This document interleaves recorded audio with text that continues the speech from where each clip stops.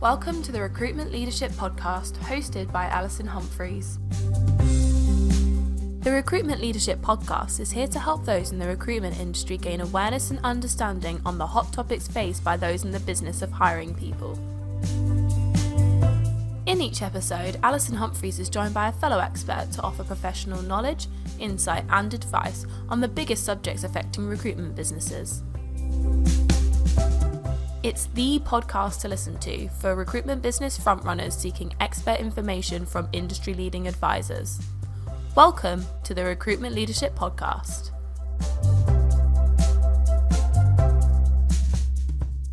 Hello and welcome to another episode of the Recruitment Leadership Podcast. I'm Alison Humphries, founder and CEO of Recruitment Leadership, and I'm delighted to be joined today by someone I've known for decades, Angela Cripps of Recruiting Gym. Welcome, Angela. Thank you, Alison. Thank you for inviting me. Pleasure to be here. Well, it's a pleasure. I think we've done this once before, but there is always something new to say.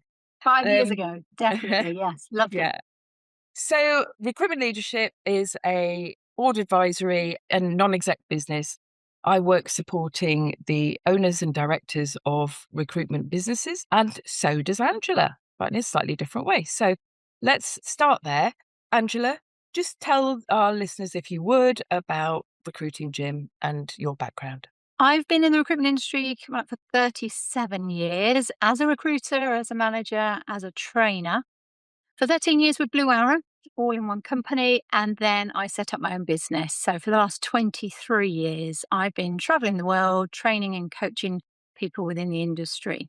6 years ago, got the opportunity of working with Alex Moyle, who founded the Recruiting Gym. And during lockdown, I ended up doing most of it. He said, do you know what? Why don't you become MD? Because you're doing most of the work here, which was around the summertime. And by the end of the year, we were still sort of in lockdown.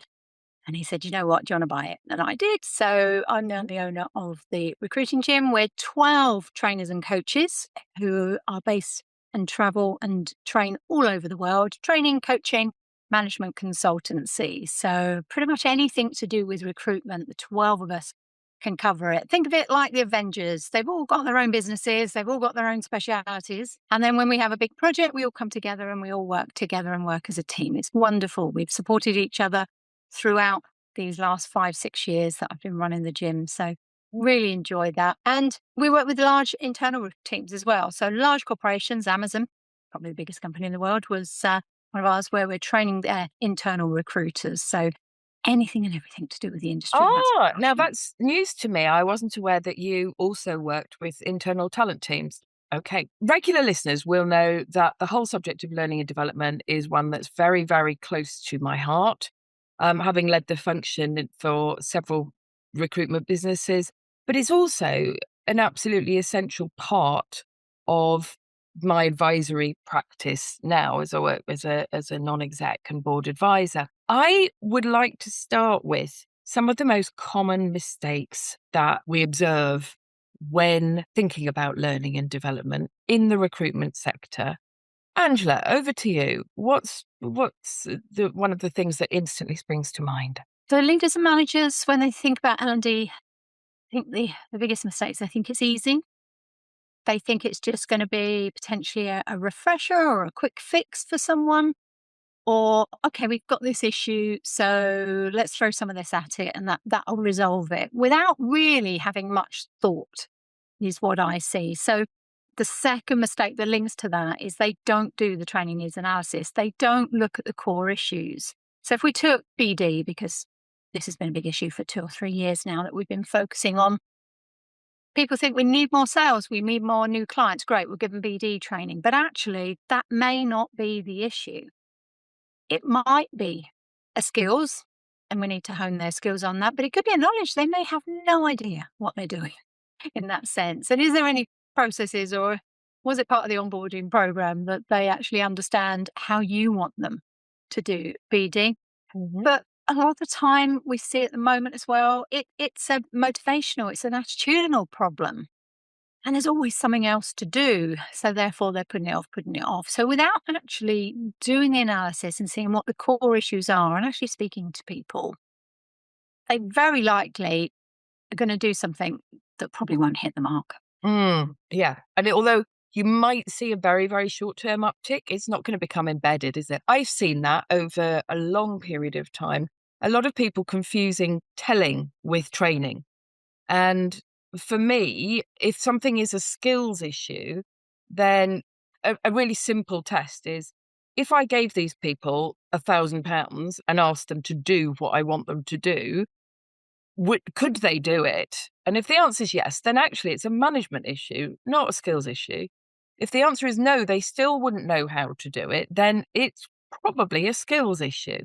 But you just highlighted the importance of information. Sometimes, as we know, the reason that people are unwilling to get on, do business development is because they're not even clear what they're selling or what your point of difference is, because nobody's sat them down and said, this is our brand, this is who we work with. Here's something we do exceptionally well. And here's how you put that across to the client, because just knowing that still doesn't mean you can articulate it very well in a pressurized situation. This is so true. And yet people are picking up what they're saying from, sometimes they're bringing it from a previous company, or they're just repeating what the person next to them is saying, whatever it might be. So you mentioned there about training needs analysis. I'm sure we both could do very, very in-depth T&A exercises with recruitment clients. I find that one of the mistakes that that recruitment businesses make is they rely on recruiters to self-diagnose their learning needs. And consequently, give you an example. When people self-diagnose, it means that they have to know what they don't know. Now, it might be the case that they don't know about new legislation, that they've read something that it's coming on board, or they might not understand how to use a new system. But it's the unknown unknowns that bother me more, in that I see lots of recruiters thinking, well, I'm pretty good at BD, or I'm pretty good at interviewing candidates, because they've never seen it done really, really well. So that wouldn't come up in a diagnosis. What about you, Angela? What do you think about T&A? What's a good approach to it? My favourite is that it's built up over time, that it's part of the appraisal process. It's done through assessments. So I was very lucky that I came from a very best practice company at the time. Can't say how they are now, but we would have assessment centres on an annual or an 18-month basis. And certainly if we wanted to move up to the next role, the next level in our career. And therefore we would get such detailed feedback around what good looks like. Because from the framework, we had 9 levels on each competency. We knew what good looked like. And then we were assessed on whether we could actually do it and whether we could do it consistently, because doing it once is not the same as doing it consistently. So that was my favourite way of understanding my consultants and actually reviewing that over a period of time, and then having the discussion during their appraisal, which was then a half-yearly update. So every 6 months, we knew exactly what was going on, where they were in their capabilities and their skills, what they needed for the next level. And so that individual had their own personal training plan to move them forwards and to develop. But all of that was collated. And that's what's missing. I very rarely see a company now. They might do appraisals, but they don't then collate all of those training needs and then bring them together and see, well, where are the patterns here? And there's no excuse now, because you could feed it into whether your ChatGPT or whatever you're using, obviously keep it private, but you could actually get that to do the analysis for you so quickly to identify the top 5 key areas that need a focus for the next 6 months. So there's no excuses. Right. There's a thought. Here's my absolute pet hate, is when businesses that I'm working with say, oh, we're having X or Y in to do a quick sesh on business development or interviewing or whatever. And it turns out that without doing any kind of training needs analysis, a trainer, almost invariably a teller, not a real trainer, has phoned up and said, hey, I'm in your area next week. I've got half a day free. For a bargain basement price, can I come and deliver some free training? So they, not free, but, can I come and deliver some training?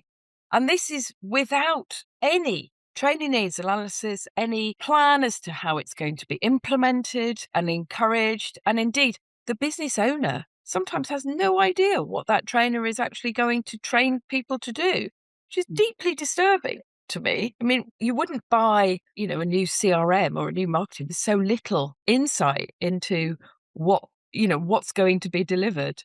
Yeah, and what the expectations are of the results. So that return on investment, people use it a lot. I get it a lot in meetings. Well, what's going to be the return on investment on this? So I'm like, well, let's take it back. What are your objectives? What you're trying to achieve? And let's fit the training based around your company objectives so that they are then, they're able to deliver what you actually want them to do. That the aim is it all links together. It's very rare that we do a one-off session. For us, we work with companies, and my ideal is where I get to work with the directors first of all, and to look at their plan and what is it you are trying to achieve over the next 1, 2, 3 years.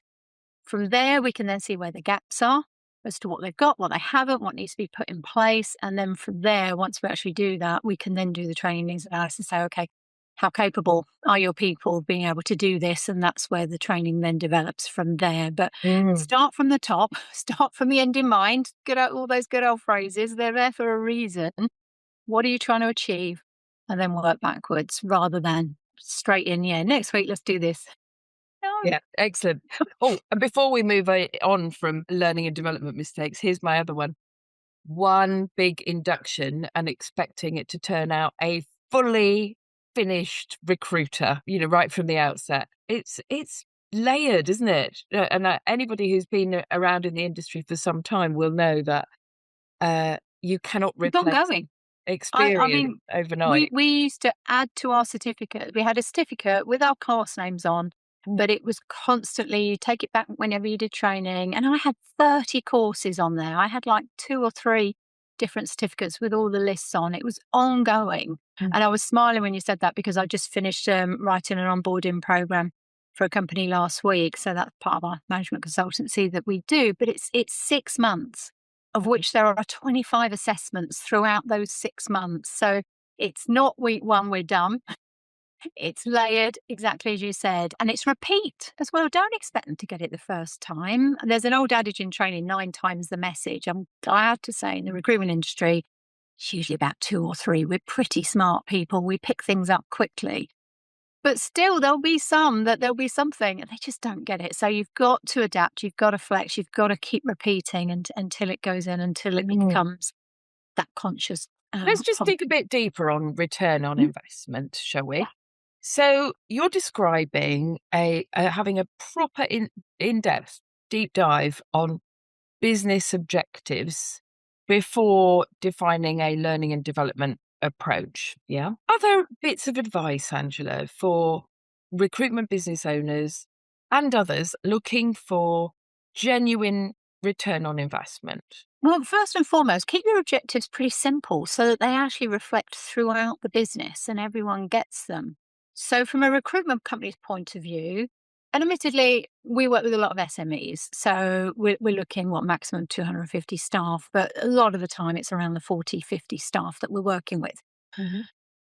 But if you're not monitoring your fill rate, if that's not one of your objectives, because it's such an issue within the recruitment industry, and it's that one thing, if you just focused on that as an objective, you can double your fill rate within a year quite easily.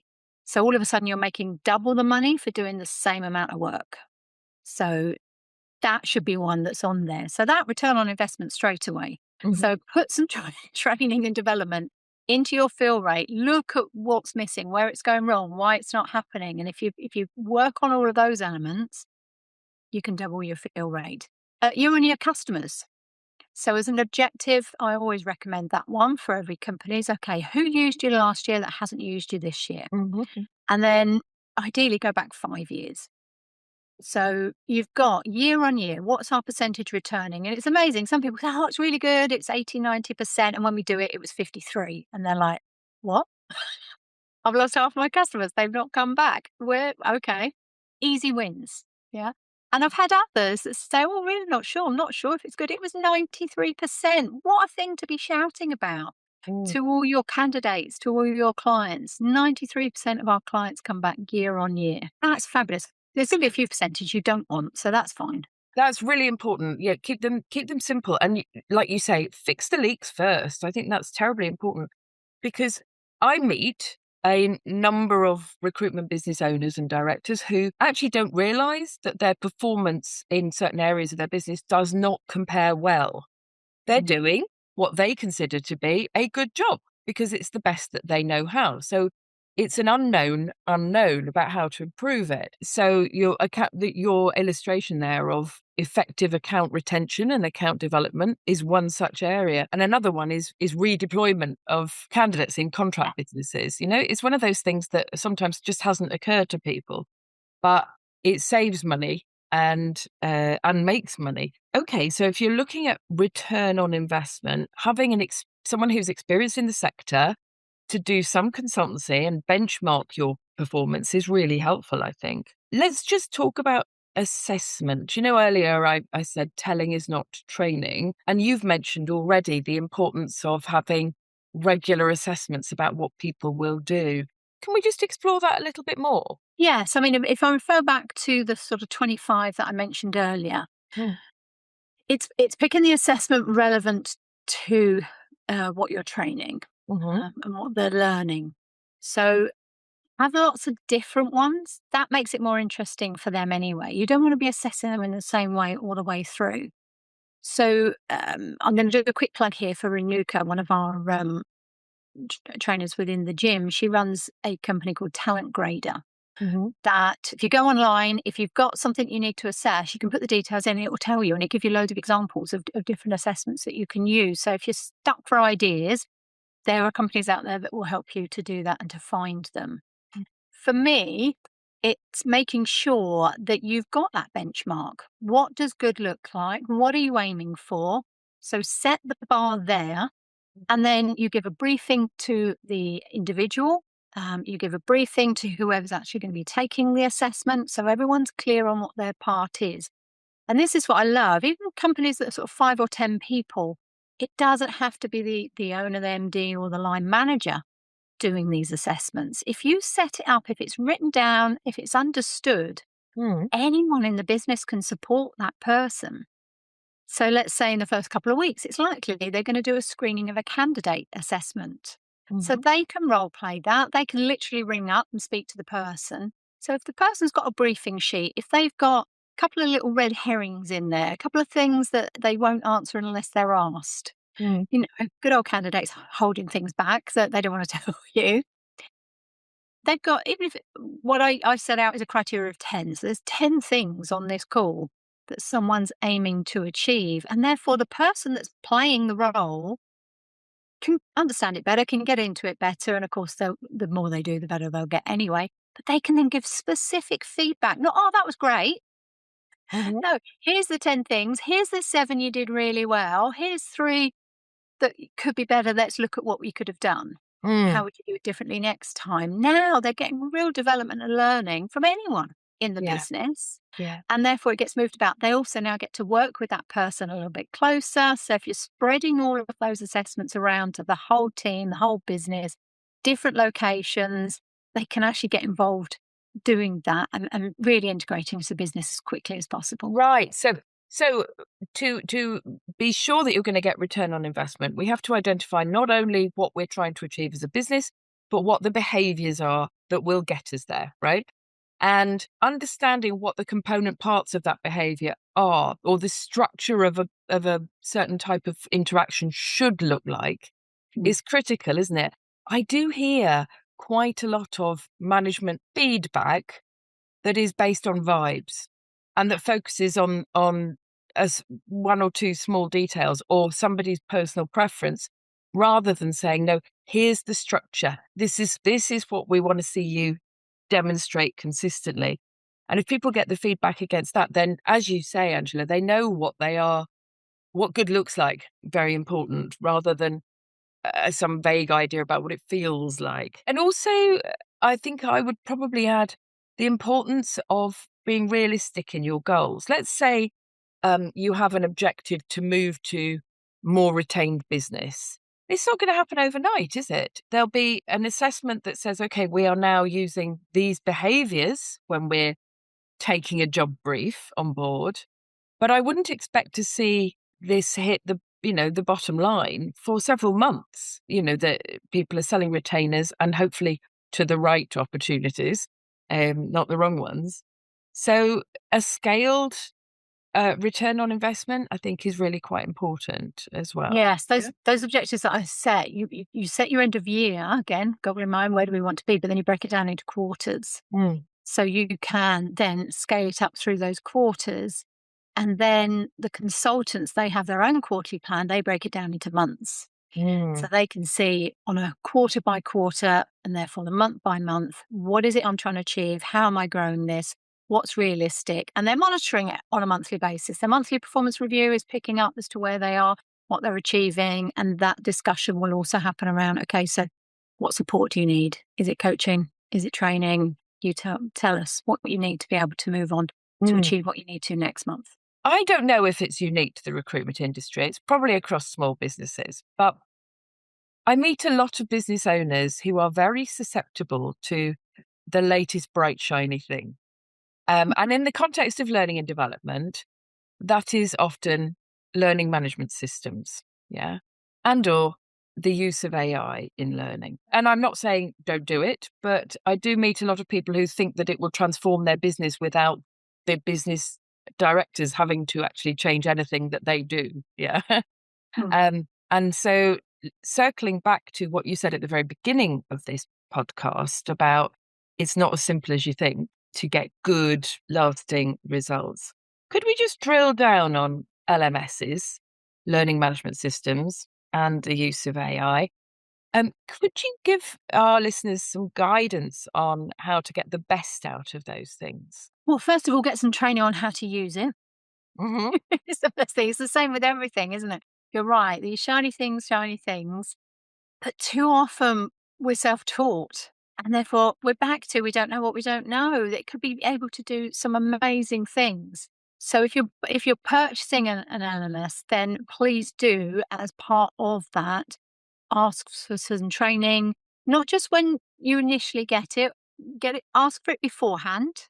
So whether that's in the form of a demo, but give them some examples of things that you want to do. So they're actually demoing things and record it. So when you come to do it, you've got a recording there of something and it's been gone through for yourself. But plan in either quarterly or half yearly sessions as well as part of your product so that you're constantly getting updated, because they are integrating AI into them as well. And of course, everything's moving at such a fast pace because of that. You don't want to get stuck and left behind. So it's important that you take the time to learn about it for yourself before you start using it. Because to be honest, they're fabulous. I mean, there's so much in there. We use one ourselves for our online training. We've got about 100 online courses. We use one called Thinkific that's based in the US. And there's so many different elements to it. So we're back to what do you want to develop? What do you want to change? What's going to be important?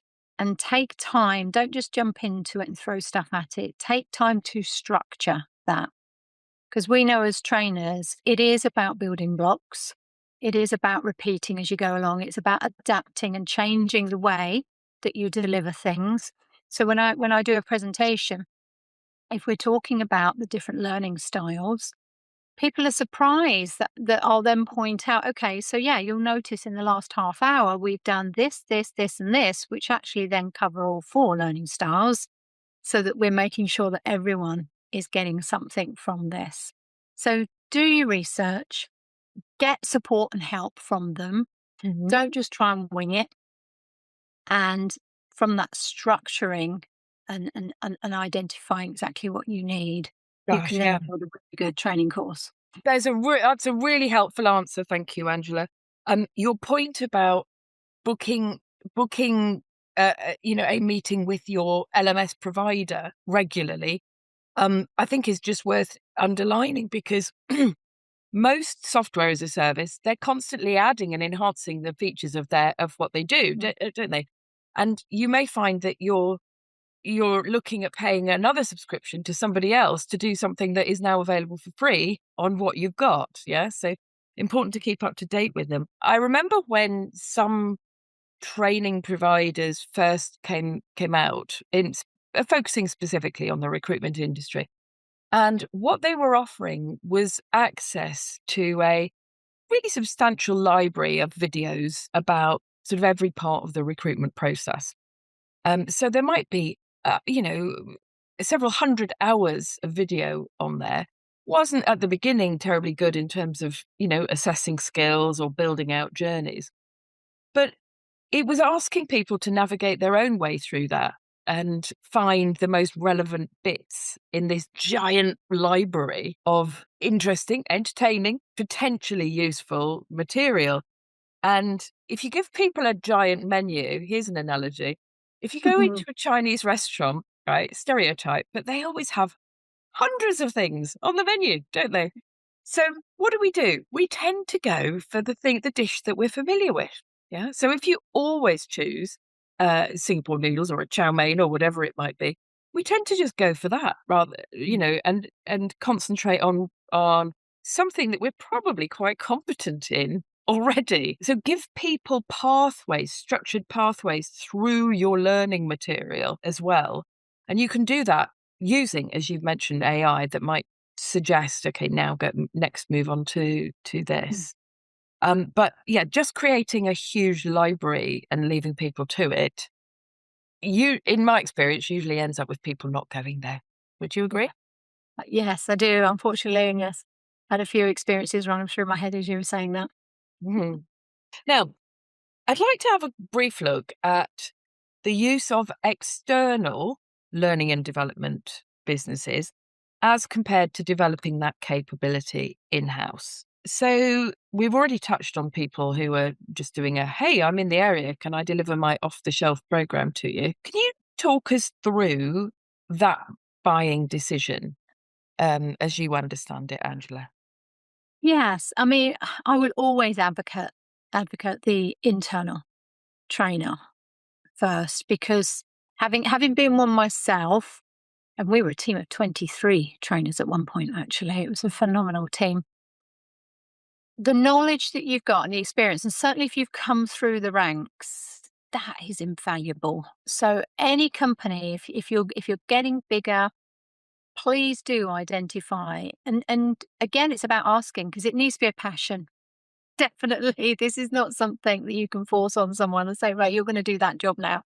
No, learning and development needs to be a passion. So identify those people and really develop them. And what's been lovely in my career is that I've been able to work with companies where they've had someone new coming in, or they're promoting someone new into that role.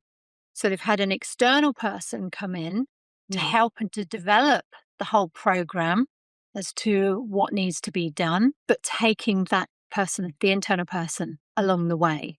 So one, we're developing the company and what they need. But the second element is I'm developing that individual as well. And I say to commit, I expect to make myself redundant in about 18 months. Mm-hmm.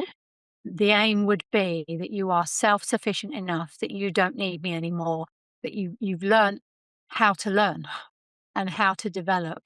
So even if it's something new for you, you've now got the skills and the abilities to work out how you're going to tackle it. And if they need to come back to me, then that's great. But that's my aim with a business, is to make them self-efficient. And it was as a manager as well. That was my plan as a manager, to develop them, one, to be better than me.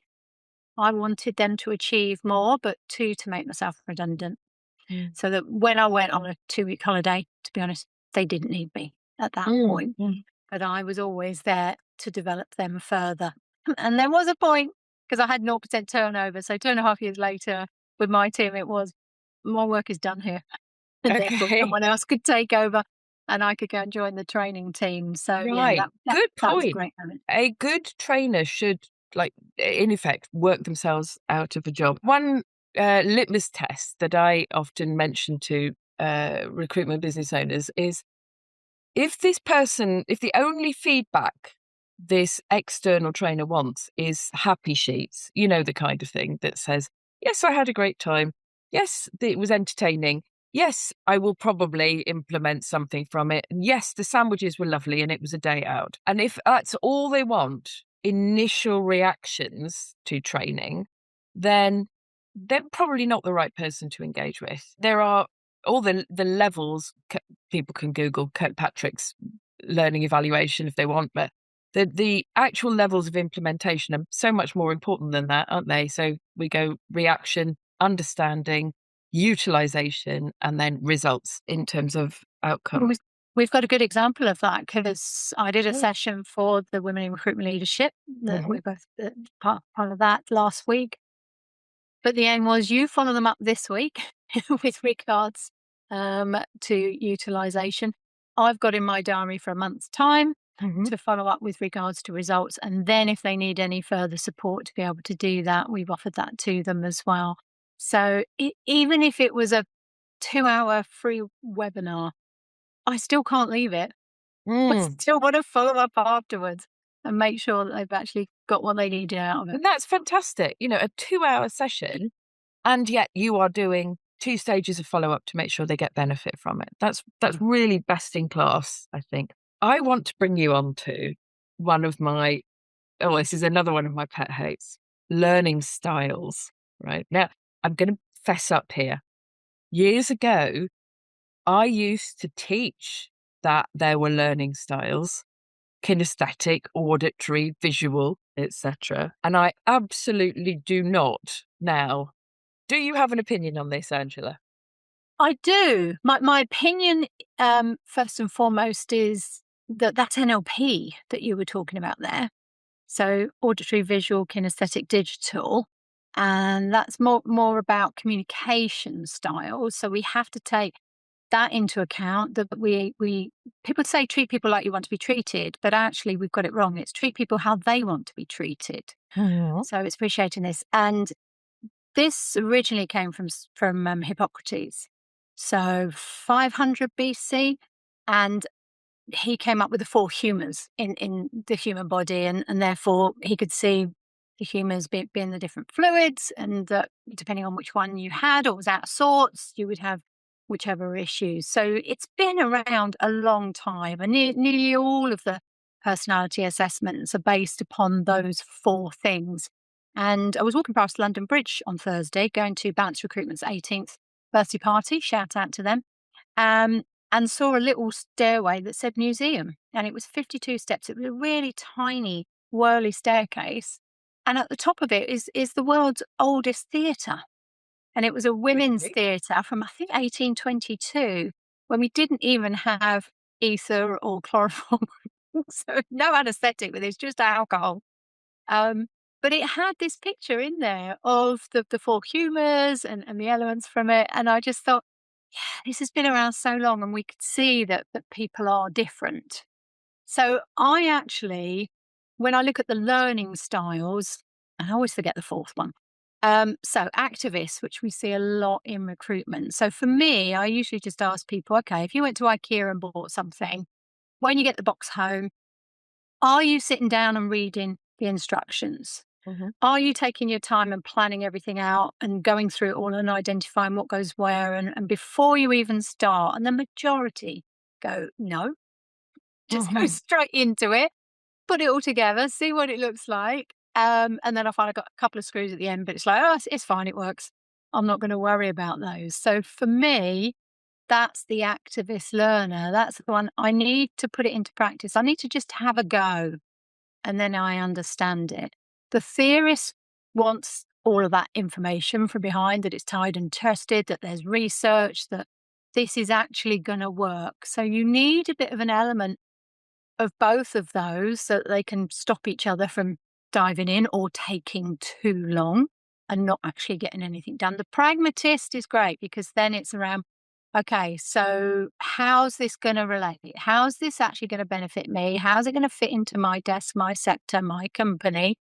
So it's all well and good you saying this, but I want to know that it works. So I like those ones. I like the challenges that they bring along to it. And as I said, I always forget the first reflector. Reflector, of course. Yeah. Give them time. And I see this more and more, actually. We didn't used to have many reflectors. People were pretty gung-ho. But I'm seeing a difference now where people will go, let me think about that for a minute, or a day, or a week, and I'll come back to you. And they're asking for that time So if you've got a reflective learner, you can't expect them to take it all in straight away and put it into practice like the activist is likely to do. They'll just dive in. Mhm. It's much more likely that it has to be many more layers for them to be able to then go, yeah, got it, know what I'm doing, and I'm happy to give it a go. Because again, they tend to want to sit back a bit and not Okay. make So thank you for that. Angela's referring there to the learning cycle as probably best expressed by David Kolb, Kolb. You can look up more detail on it. And those are phases in the learning cycle. But I'm going to say this, the whole activist kinesthetic thing and that people exclusively learn in a particular way like that is all being massively debunked. It's a mix. We've all got a bit of everything depending on the situation, the style, whether you've eaten, whether you've slept. All of those things will make an impact. So true. Yeah. Don't buy this stuff. That's my firm belief. It limits potential. It creates a fixed mindset. And frankly, it wastes resources. There we go. Now that's just my hobby horse. Okay. Angela, absolutely fascinating stuff. It is great to exchange discussion with someone who's so experienced in this sector. To wrap up, how for listeners to the Recruitment Leadership Podcast, how should they go about contacting you if they'd like to talk about this more? Probably LinkedIn is the easiest way. I will connect with anyone in the recruitment industry, whether you've been in it a day or 40 years. Mm-hmm. I don't say yes to people that aren't, though. So if you really want to connect with me, you're going to have to give me a viable reason in a message as to why, because I keep my LinkedIn just to people that are in the recruitment industry or suppliers linked to it, HR people, obviously heads in corporations as well. But there's got to be a link somewhere to recruitment. Okay. So that's the thing. So, otherwise, presumably they can email you as well. Yeah. Yeah. Otherwise, Angela@recruitinggym.com. You can come direct through to there. And happy to get involved and see if we can support your business. Okay. Angela, thank you so much for your insights today. Much appreciated. Loved it. Thank you. You've been listening to the Recruitment Leadership Podcast. If you enjoyed our podcast, please subscribe, review and share so that others can find the podcast too. We really appreciate your support. If you have any questions about the topics covered or wish to find out more about recruitment leadership, please email alison@recruitmentleadership.co.uk, referencing the podcast. We're also on LinkedIn, where you can follow Recruitment Leadership and connect with Alison Humphries. Thank you for listening, and we hope you join us next time for another episode of the Recruitment Leadership Podcast.